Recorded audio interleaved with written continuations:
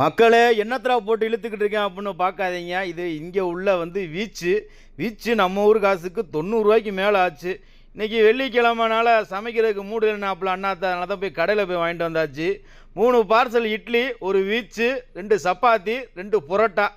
புரோட்டா, சட்னி, சாம்பார் எல்லாம் எப்படின்னு இருக்கும், நம்ம ஊரில் இருக்க மாதிரி இருக்குமான்னு கேட்டிங்க அப்படின்னா கண்டிப்பாக கிடையாது.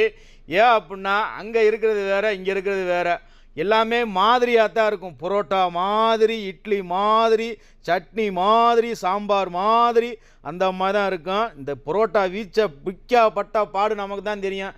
ஏன் அப்படின்னா ஃபாஸ்ட்டான உலகத்தில் டக்கு டக்குன்னு சமைச்சு விட்ருவாங்க. நம்ம ஊரில் அப்படின்னா புரோட்டாவை 2 மணிக்கு மாவை பிணைஞ்சு 6 மணிக்கு பீடாவை போட்டு சுடும்போது நல்லா பஞ்சு மாதிரி மெத்துன்னு இருக்கும். இட்லி அதே மாதிரி மாவு நல்லா புளிச்சிருந்தா தான் நல்லா குஷ்பு மண்டையில் வைக்கிற மல்லிகைப்பூ இருக்கும், மதுன்னு இருந்தாலும் அந்த வீச்சுக்கு கொடுத்த கிரேவி வேறு மாதிரியாக இருந்துச்சு, நல்லா இழுவையாக இருந்துச்சு.